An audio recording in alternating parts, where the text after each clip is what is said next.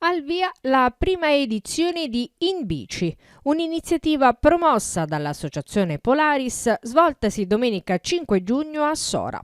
Una pedalata amichevole rivolta a grandi e piccoli per trascorrere insieme una mattinata all'insegna dello sport e del divertimento. Oggi ci troviamo qui al centro commerciale da Selva per la nostra prima manifestazione che dà il titolo In Bici. È una pedalata amichevole per grandi e piccini, infatti ci saranno, come potete vedere, già tante famiglie, tanti bambini. È una pedalata per ritrovare innanzitutto un momento di convivialità dopo 2 anni di pandemia che ci hanno visto un po' più isolati e soprattutto per...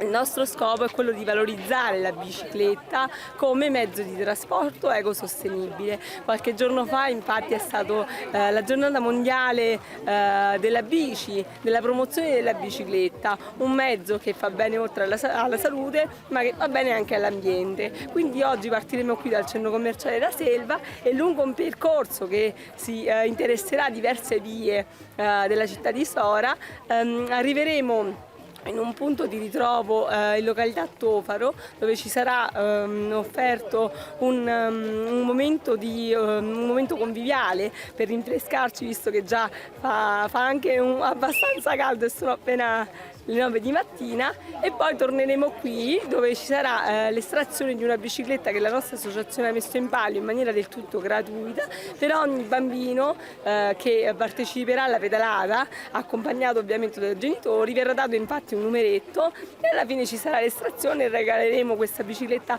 al vincitore. L'evento ha avuto come punto di ritrovo il centro commerciale La Selva, da cui è partito il percorso di circa 2 ore per poi tornare presso il centro.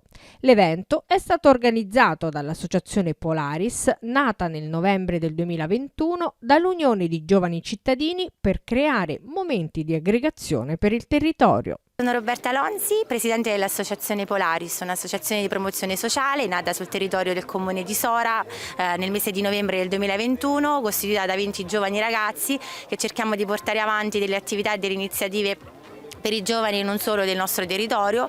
Questo è il motivo che oggi ci ha spinto a stare qui, a riunirci in questa giornata per cercare di creare un punto di aggregazione e di solidarietà per il territorio e per il comune di Sora. Per contattarci è possibile seguirci sia sulla nostra pagina Facebook Polaris APS, oppure sul nostro social Instagram Polaris APS, oppure tramite un'email polaris.aps.sora@gmail.com.